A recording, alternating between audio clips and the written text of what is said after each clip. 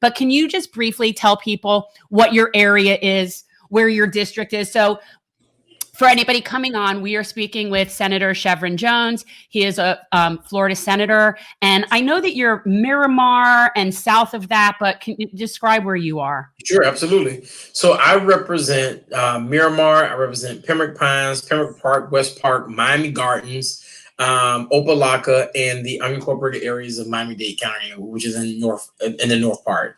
I'm from that. I'm from the unincorporated areas of North Miami, of Dade County. Well, I'm honored to represent your home.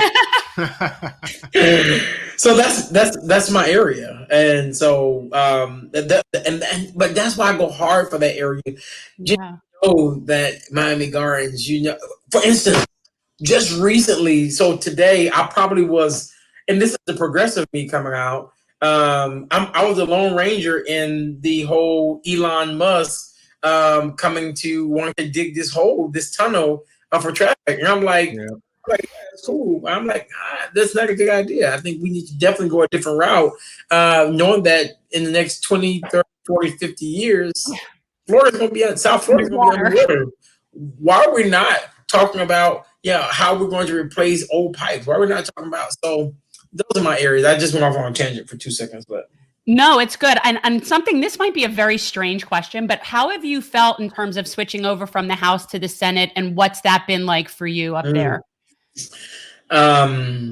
You get more bills, right? I mean, you get more bills. You get more bills, Slides, and well, here's what I'm learning, Jen. I'm realizing that you have to figure out what it is that you want to be over in the Senate, right? If you because you can be whatever you want to be, because the amount of people that's over, it's only 40 of you, so you got to figure it out. And it's more collegial, but the question is, it's collegial if you want to be collegial, right? And that's where I find myself right now. For instance, we just got an education bill, Senate Bill 48, that's coming down the pipeline, and it's going to be a big deal. Or is it, right? And I just talked to some stakeholders a few minutes ago, and the Senate has forced me to ask the question, talk to me about where the problems are so I can be a true advocate for you. Take your emotions out of it. Let's talk policy, right? Right. So it's forcing me to be able to do that for that very reason. So that's where the Senate is at right now. Right. Chev, can you talk about, we clearly have a very controversial governor, and that's putting it nicely. He definitely is embroiled in what I would consider to be a very, very serious scandal with Rebecca Jones and trying to withhold information about COVID. What is the tension like in Tallahassee with, the GOP versus the Dems? And is there any type of common ground that's being found as far as, getting people the necessary information that they need? Obviously, as you know, vaccine distribution has been not good. So anything that, you can shed some light on for, people who are on the outside looking in, wondering, what's it like, with a governor who doesn't really seem to have the interests of, Floridians at heart? I'm so happy you asked that question. I just said it on Political, and I said it to you also, and that is that the Department of Health is supposedly they are supposedly the experts when it comes to this pandemic that we're in. But according to the Surgeon General last week, he is taking his orders from the governor's office. I get it. But the executive office, you're not the experts in when it comes to the health of 21 million people. Right. Because you brought the Surgeon General in apparently to be the lead doctor within this state. I do not trust the transparency of this of what has come out of the governor's office, only because you have showed your hand already. You showed that you can't be honest with Floridians when it comes to the dashboard. You've shown us that you're not true to talking about case numbers and deaths and all these things, wanting to recode deaths to be something totally different than what you really have it to be, right? So unfortunately, I'm sorry that I just do not, I can't, it doesn't sit well with me to say that we're being honest with people when it comes to where it stands with COVID. And the whole, and things with Rebecca Jones, regardless of what they are trying to, what they allegedly want to say that she did, the noble thing I have to give her credit on is that she has been trying to keep us honest about the numbers, because it is a public safety issue. And if we are about to criminalize people for being honest because they want to keep people safe, the issues that we have are much far greater than what we are talking about right now. Yeah, no, she's a whistleblower, and we are having a serious problem in this country with how we treat whistleblowers. And, you know, it's very scary. And I don't think people pay enough attention to that. I don't think people realize what that really means, that if you can really prosecute somebody for telling the truth, that is, I mean, that's fascist. Oh, yeah. I mean, it's really scary. So I don't think people really understand that. I mean, we obviously are big supporters of Julian Assange, and we would have loved to have seen him get a pardon. But the fact that we have this going on the state level is just outrageous. No, I mean, and know this, that realizing that, yeah, even as I sat on the Health and Human Service Committee, Health Policy Committee last week, that was the question that I asked the Surgeon General. And the reports that you've been doing, why haven't we seen a report since October to talk about the truth when it comes to not just the COVID numbers, but just even in the dashboard you're speaking of? Jen, hear this. Last week, the state of Florida released numbers, but the numbers were not consistent with what was reported. What was reported by the hospitals. That's a huge issue, and that's the problem that I have when it comes to the state of Florida right now. Always talk about us being transparent about our numbers. Yeah. Chev, if you could check your audio real quick, it's kind of something got fuzzy. Got a little botchy. I'm not sure if there was any issue there. Like your microphone or what you're talking into. Oh, you've got it in the earpiece. Hold on. See, when you put it in, then it. Can you hear me? Now, yes. That was good. Yeah. Okay, perfect. Here we go. Perfect. Yeah, that's good. So okay, I want to ask, because I know he's a pot stirrer. That's probably the nicest way I could say it. But GOP Representative Anthony Sabatini wants to rename Route 27, I think, Donald Trump Highway. Bloody 27. Actually, you know, what's funny is, I don't know if you're familiar with that, Shevrin. You're a little younger than me, but you know, that was always the name. Like when my dad was growing up down here, I mean, he actually remembers I-95 extending all the way south and merging into US 1. But like 27 was always called Bloody 27 because there were so many trucking accidents. And it was just like, you know, like kind of how Alligator Alley used to be one lane each way. And 27 was brutal. But now we got a situation where this representative, who is as MAGA as it gets, wants to literally bring a bill to the floor right now to rename Donald Trump Highway. And I'm just thinking, first of all, we've got so many other problems to deal with right now. But I want to know, is Sabatini an outlier, or would you say that he just happens to be very loud? That's just silly. Would you say a lot of the GOP members are like him? We're in the middle of like a major depression and a pandemic, and they're wanting to rename highway. Or would you say that he's kind of like, all right, he's a little bit on the showman side of things when it comes to, you know, they have nothing better to do. Yeah. Well, although is that really different than renaming Dixie? Fair. Well, here's what I say, and it's probably won't be a popular statement, but Sabatini does not speak for the Republican Party, and for the Republicans who I am close with, who are moderate on a lot of social issues and other issues, trust me, they don't align with him. They might align on a lot of other different things, but not right. Right. Good. So they're not prioritizing renaming 27 and this isn't like their this isn't their like big mission. So that's a great segue. That's a great segue on what would you say are some of the issues that the Florida GOP are receptive to that perhaps we could be actively working together to find common ground maybe even on? Environmental stuff, because I know I became acquainted with some of the local Republican clubs because we were against fracking in the Everglades. So like I actually made some friends over there, and I know that they're very into Everglades restoration.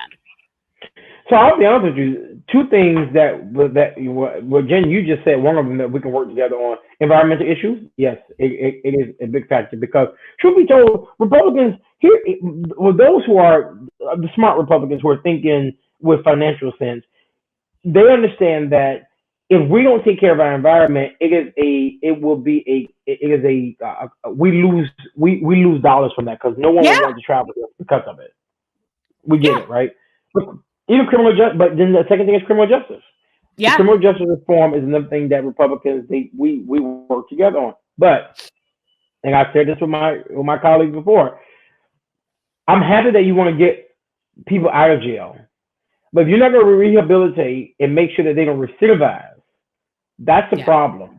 You can't say that we want to make sure that we get individuals outside of the system because you understand that the system is costing the state too much money.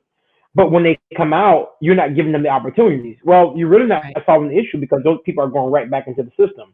Because if you're going to keep things on them, such as they can't buy a house, they can't get a job, they can't do all these things, all you're doing is still creating a cycle where these people still don't have access. Well, we want to keep them in the system because it's very profitable to keep them in the system. And actually, one of the things that I'm working on right now with my friend Mona Lisa Weber is we are going to be doing 15 pro bono early termination of probations that we did in honor of Martin Luther King's birthday. She did 15 for the 15. So, and one of the things that we're doing is also creating a diversion program in this community garden, in this whole educational garden that we're putting up in Liberia. And I don't know if you've heard about it, but I'd love for you to come out and check it out sometime. It's really cool. I mean, I know it's out of your district, but it's really cool. And what we'd love to do is have that be one of those things that helps people transition out of the system. And in fact, some of the people that we're going to be helping get off, one of the things that they're trading for pro bono is they're going to come and volunteer in the garden. And this is like this opportunity also to also have like mentoring and life skills stuff. And it's just really cool. But that is the kind of stuff we need. We don't need to just let people out if they've got nothing else to do with themselves, because then they're ending up right back where they came from. Right. No, you're 100%. Yes, I will come. I want to visit because I think it's very cool. And it sounds like what you're doing is something that needs to be modeled in other places. But along with that, you just hit the nail on the head. You just letting people out of jail because you're trying to save money means nothing if you're not trying to make sure that they don't go back into the system. Yeah. We're speaking with State Senator Shevrin Jones, who represents South Broward and Northeast Miami-Dade County. Senator, right now we don't really understand. I think most people don't fully understand what goes on in Tallahassee as far as how our tax dollars are allocated. Where would you say is an area that the GOP is allocating money that probably is not in the best interests of the people? And where would be an area that you think our tax dollars would be better suited to be used? Education. Well, thank you. I know it's crazy. If there's one thing we definitely missed with having Gillum as our governor is education would have been doing infinitely better with him than with Chad DeSantis. That's for sure. Jen just called it out, but where we're spending our money more than in places where we're spending our money where we shouldn't be spending our money and that is giving the tax breaks to big businesses the way that we're doing. And hear me, and let me say this, right? If there was an equal playing field for our small businesses, maybe this might not be the conversation that we're having, right? Right. But when you're giving tax breaks to these large companies, upwards to $13, $14, $15 million, the money that could be in general revenue, and especially in a time like this, it's weird to me and it's baffling to me. So when I believe our priorities are all out of whack, and I mean this when I say this, that the state of Florida, that we have the resources to truly be a model state, but we choose not to because my colleagues who are in power right now believe that their way is the only way. And truth be told, it's just not. All you're doing is and I'm sorry to sound cliche, you're making the richer richer and the poor poorer. Yeah. And it's a true statement what's happening right now. Yeah. Well, I mean, look, Florida is not exactly known as friendly to small business and labor. I mean, we're a right to work state, so we're generally labor crushing. And we have education issues. The fact that we are so low in the country in terms of education, given how wealthy of a state we are, and we were talking about this a little before, like our numbers, as low as they are, like we have numbers that are down near where Alabama, Mississippi, West Virginia, with a lot of these different areas. And yet we're one of the wealthier states. And I think that we might, like, I can't think of a state that's the same kind of dichotomy as we are.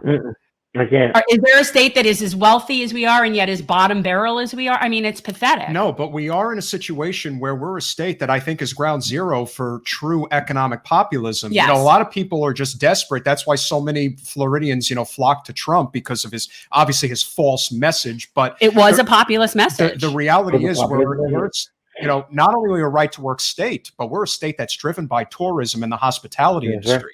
So we've got so much of an opportunity to get that message out there. Obviously it's going to be a very interesting primary, which will probably kickstart sometime in the spring, even the summer. I do think DeSantis is beatable. I do. I think that he's such a jerk. I know that's not the most important thing, but I think he really turns a lot of people off. And I think you're not going to get Shevrin to say anything not nice. He doesn't have to. That's okay. He has to work with him. I understand that. But I also believe that if a populist message were to really rise on the Democratic side, I really think we could win. I really do, and I do think that he would be the candidate. DeSantis is the person that I would be much more targeting than Rubio. I think that whoever ultimately is on the senatorial side in that spot can more or less catch the wave, kind of like how John Ossoff caught Reverend Warnock's wave in Georgia and they were able to take the Senate. I do think that if the right person were to run against DeSantis, whoever that may be, we obviously, we love Ann Eskamani. We think that she's a great fighter, and I know a lot of people are urging her to do it. We'll see what happens. I think he could suffer the way. Look, if there wasn't COVID, I don't think Trump would have lost. Okay. Yeah. And I think that could be said for what's going to happen here. I think that is ultimately what could kill DeSantis, is how he's basically mini Trump. So how he has handled COVID is a microcosm, and it's just not good. And I think that is the big issue. Yeah. What are your thoughts on that? Yeah, I appreciate that. Well, here's my thing, and I'll be very frank and honest with you all, because I haven't been silent about this. In order for us to be any candidate, the Democrats are going to have to we're going to have to get organized, right? And that even with our messaging, right? But the second thing is that the Democrats are also going to have to be extremely careful, because you cannot continue to say that we are a big tent party, but even in this big tent party, that you only allow certain people inside the tent and everybody else standing outside of it. Yep. Just because individuals might consider themselves, whether they are a Bernie bro or they are Elizabeth Warren supporter, or however you want to label people, or a moderate, whatever you want to say, if you're not going to truly bring everybody into this tent in what you're saying and say, whether and they disagree or agree with you, and you not move with the ideas of every last one of these people, we will continue to be in the position that we're in right now. I believe, personally, every last one of those voices are important, right? Even if you're a progressive, we're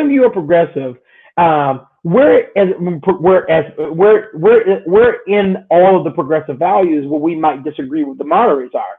Do you sit the moderates out? Do you sit the progressives outside of it because we don't agree on that issue? If we're trying to get to the same place, where can we agree on to say, let's win for the greater good? That's where our problem is at. We're so into labels and teams. And, I generally try to stick with policy. And when you talk with people on policy and you get everybody that you can get on your side for whatever the one issue is, whatever that is, let's say we can get everyone on our team for the environment, then let's do that. We don't need to agree on everything. I don't need to agree with you on abortion for us to work together on, ending fracking. I think that we really are so much better served dealing with policy and not labels. And I find that the tribalism of the state party, and especially here, even locally, is just such a turnoff to so many people. And it is not inclusive, and it is very cliquey, and it is very, it's just not appealing. It's counterproductive. It is. It's in very many ways. counterproductive. And, you know, and it's a problem. And I also think, and as somebody who would be considered, I guess, progressive, I'm not into labels, but to me, if somebody is properly representing their constituency, and this is something that goes back to, and I can even be specific, if somebody represents their constituency, but it's a decision, let's say, that you would consider to be an anti-choice vote, right? But said person is properly representing their constituents because that's a conservative area in terms of choice issue, you know, whatever. Then coming along with this sort of like, you know, we're the white liberals, we're gonna academic elitist, we're gonna save you from yourselves. That's a turnoff to people. And so there's this thing in the Democrats that, especially I think with people that are even more centrist, that they're really not open to considering that maybe other people might be right about what they think too. I like how you said that. Period. That's not for me to say. Jen,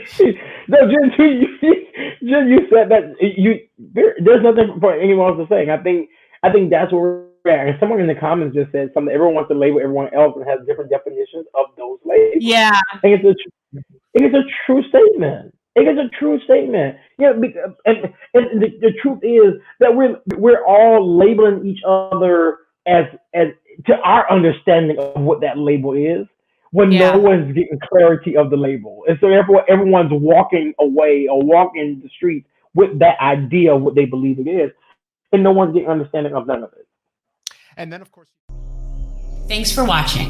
If you want to support our mission to transform politics into service, please like this video, subscribe, follow us on social media, and consider joining our Patreon, where you'll get early access to our interviews as well as other exclusive content.